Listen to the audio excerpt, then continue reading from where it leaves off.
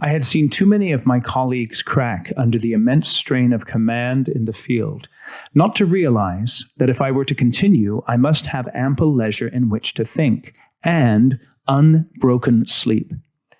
Generals would do well to remember that, even in war, the wisdom of a learned man cometh by opportunity of leisure. That was taken from Field Marshal Viscount William Slim's book, Defeat into Victory. Slim led the British 14th Army in Burma and India in World War II, and he led his men to victory over Japan and was considered by many to be one of the best commanders of World War II. Welcome to Construction Genius, and today we're going to talk about the importance of leisure for busy construction executives.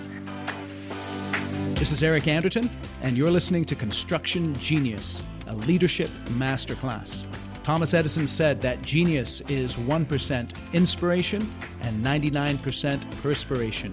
If you're a construction leader, you know all about the perspiration, and this show is all about the 1% inspiration that you can add to your hard work to help you to improve your leadership.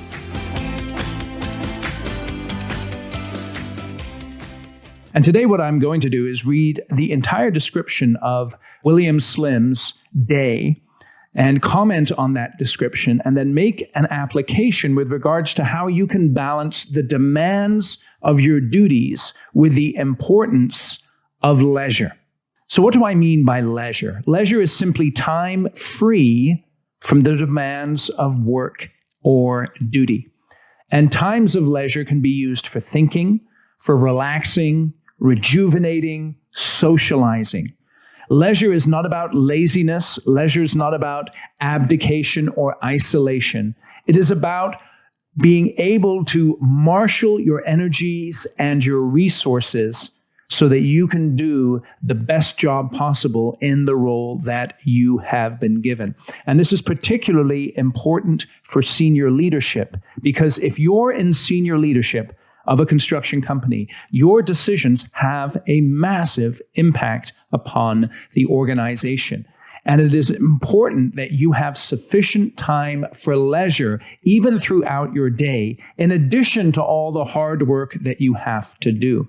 And keep in mind, when William Slim is writing this and describing his day, he is in command of an entire army planning a whole year's worth of campaign against the Japanese army. So this is not written when he was in the front lines actually with bullets flying, and it was not in a time of heavy engagement. It was a time of preparation.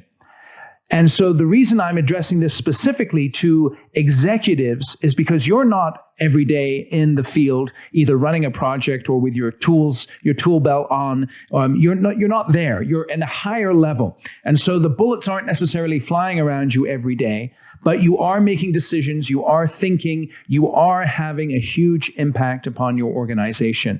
And that's why I think that this description of his day and the application that we're going to make is so important. So there's three things we're going to do. We're going to read the entire description of the day. I'm then going to comment on the description like I mentioned, and then we're going to make an application to you as a leader. So let's go back to the book here. Life at the headquarters followed a daily routine. At 6:30, I got up. At 7, saw the important messages received during the night. At 7:30 to 8, had breakfast with the air commanders and our principal staff officers. I attended the Joint Air and Land Intelligence Conference, known as Morning Prayers, at 8:30, when the events of the past 24 hours were related and commented on, and those for the next described to a considerable audience by British and American Army and Air officers. I then dealt with any urgent matters with my staff officers and saw to the multifarious business that comes to an Army commander for decision. We all met again at lunch and usually talked shop through the meal. I left my office at about 3, read a novel for an hour, had tea, and went for a walk in the cool with one of my staff.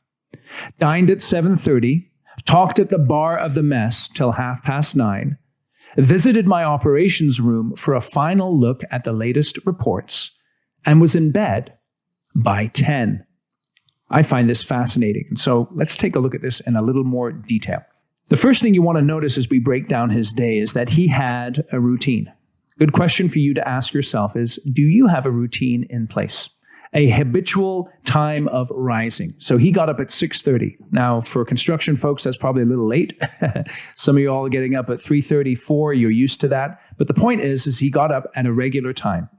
And at 7, he saw the important messages received during the night. Now, what's interesting to me is at 6:30, he got up and he had that little half an hour buffer. He didn't right away get information, but he had that half an hour buffer. Perhaps he was just getting dressed and perhaps having a moment to think and gather his thoughts for the day. But then at 7, the important messages came to him. Okay. And I'd like to say this, you need that buffer. I've spoken about it in other podcasts, but you need that buffer of time that you can use in order to prepare yourself for the challenges that you face every day before you start checking your emails, answering texts, picking up the phone, all those kinds of things.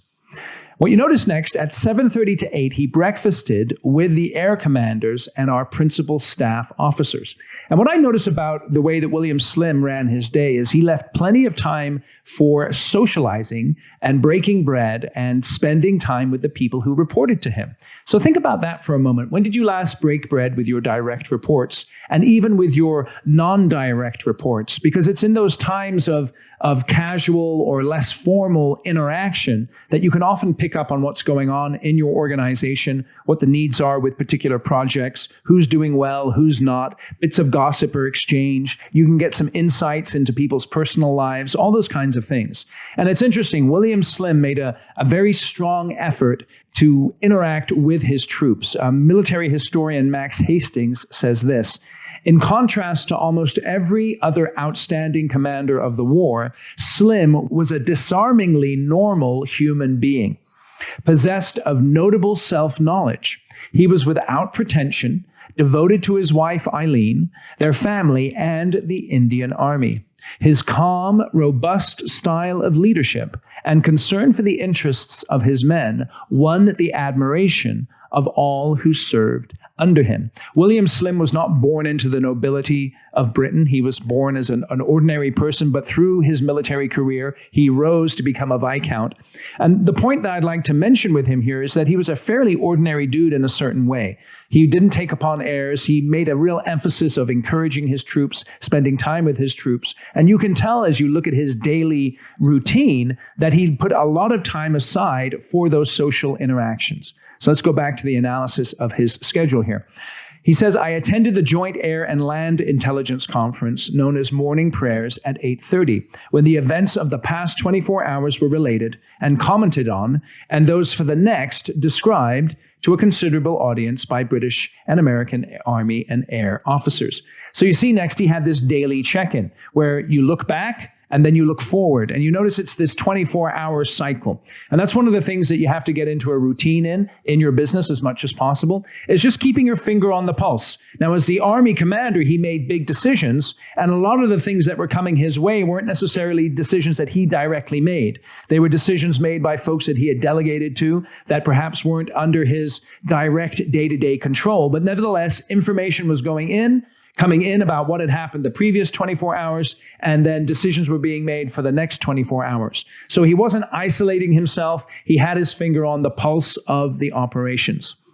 Then it goes on here. I then dealt with any urgent matters with my staff officers and saw to the multifarious business that comes to an Army commander for decision.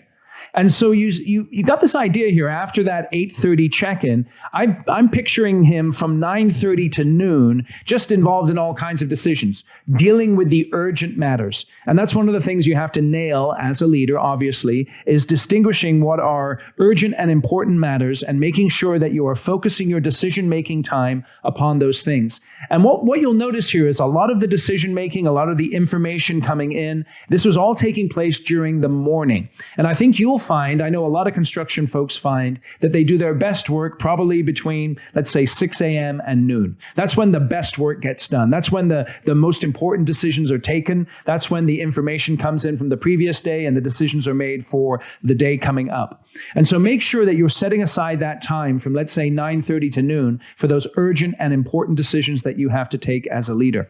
Then it goes on here. We all met again at lunch, usually talk shop through the meal. And again, you see him here taking another opportunity to break bread with his staff. And you can just imagine that depending upon who's at the headquarters, he's breaking bread with different people at different times. And that's something that you really want to emphasize. If you find someone in the hall of your office who's usually out in the field, why don't you grab that person and say, hey, come and have lunch with me? And make sure that you, again, are spending time in casual social situations, interacting with the folks that you work with. Okay. Now, he then said, I left my office at about 3. So you figure that he probably had lunch between noon and 1. And then I just picture him with this block of 2 hours between 1 o'clock and 2 o'clock. And that's very much a block of time that you should be able to take in your day, perhaps for projects that you're working on, to work on stuff that's important, but not urgent. Perhaps you pick up the phone and call a key client or a key project partner and just touch base with them. Perhaps you lay aside time for an actual face-to-face visit with one of your clients. Perhaps you read up on new technologies, get familiar with the regulations that are coming down the pipe from the government, check out market trends. What I wouldn't do is I wouldn't necessarily be checking all the news about construction first thing in the morning. I would save that for the afternoon, because then you can perhaps give a little more thought to it and perhaps have an idea of who you might want to delegate article to read as you take in news from the various sources that you have with your finger on the pulse of the construction industry. So block out that 2-hour time for important but not urgent stuff. The morning is for urgent and important. The afternoon is for important but not necessarily urgent things. Then he goes on and he says here, he read a novel for an hour. So I just picture him at 3 o'clock, stopping, perhaps going back to where he lived and picking up a book right in the middle of the day at 3 o'clock. Something entirely out of the realm of war planning and commanding. He did something that was the definition of leisure, reading a novel. Okay, so what can you do perhaps in the middle of the day to take a little break and to refresh and reset your mind? Perhaps you read sports or something like that. You probably want to avoid news and social media that might get your temperature up. But the fact is that he took a break, and this guy was commanding an entire army. He took a break for an hour just to read a book in the middle of the day. And then he had tea. Now, typically in English time, tea is around 4 o'clock. You have tea from 4 to 5 o'clock. It's a little sort of mid-afternoon snack with a nice pot of tea. And then he went for a walk in the cool with one of my staff. So what you notice, he has time for reading that novel where he's not thinking about business, so to speak. He has another break for tea. And then he goes for a walk with one of his staff. And this is where this exercise piece comes in.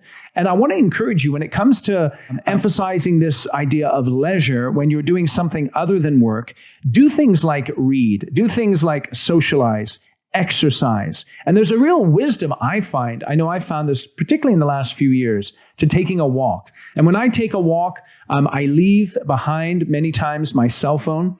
Perhaps I'm listening to an audio book, but I'm not checking my messages. I'm not on the phone having a conversation. I'm either going without my phone or I'm listening to an audio book as I go on my walks. And that really helps to reset my mind and to refresh me throughout the day.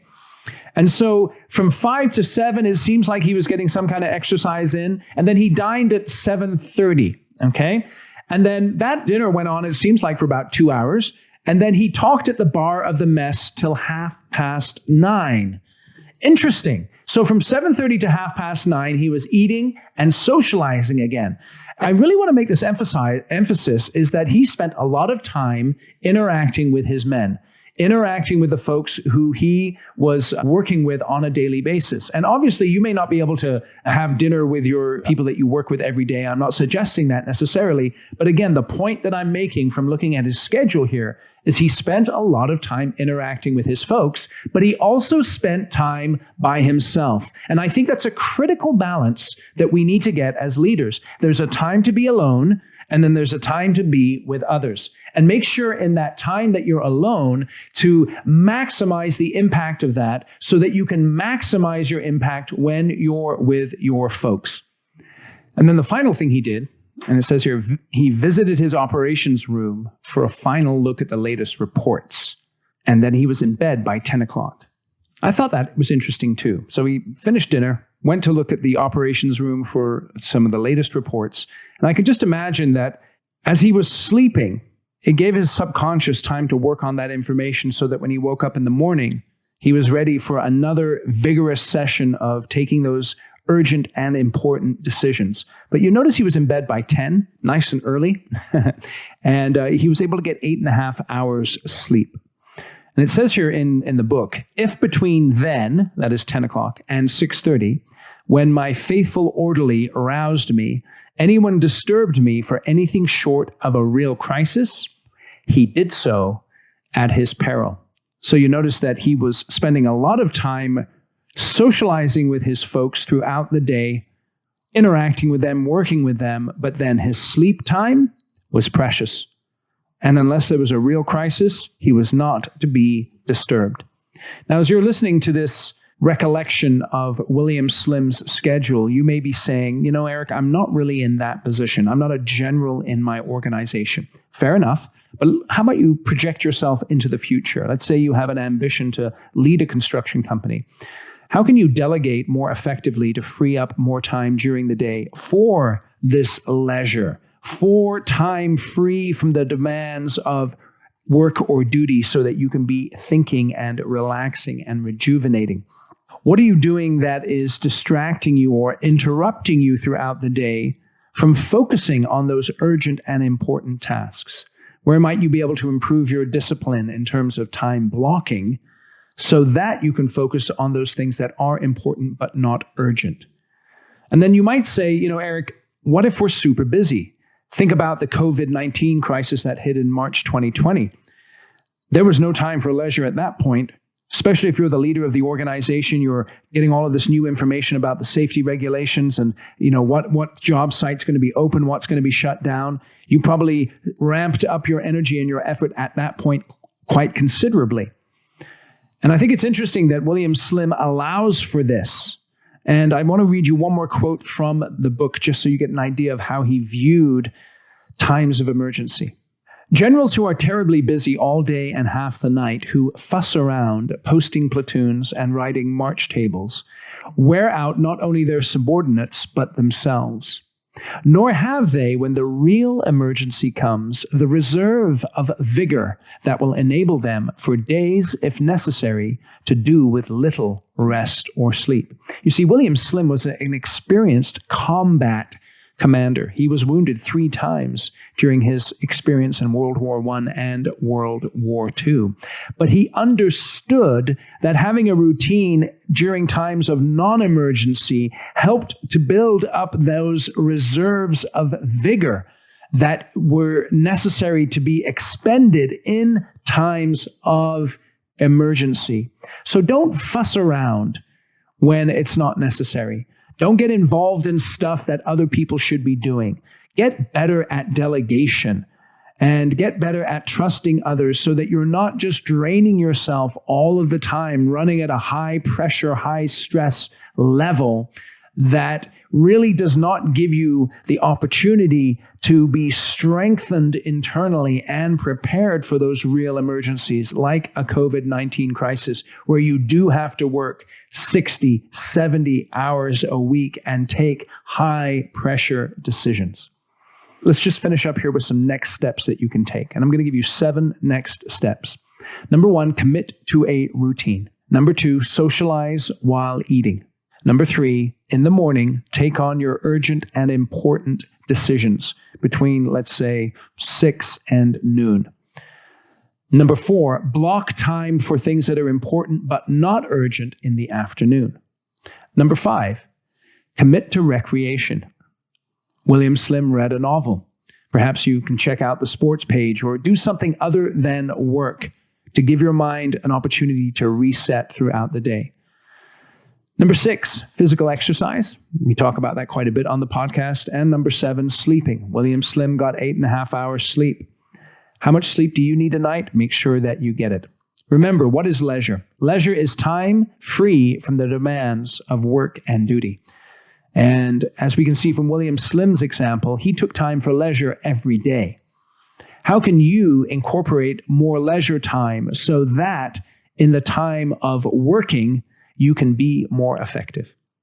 My name is Eric Anderton. Hope you found the podcast today helpful. Feel free to share it with other folks and subscribe wherever you get your podcasts. Give us a rating and a review. And contact me, of course, on my website, ericanderton.com, or on LinkedIn. If you have any questions, if you have any feedback, happy to help you in any way that I can. Thanks again for listening to Construction Genius today.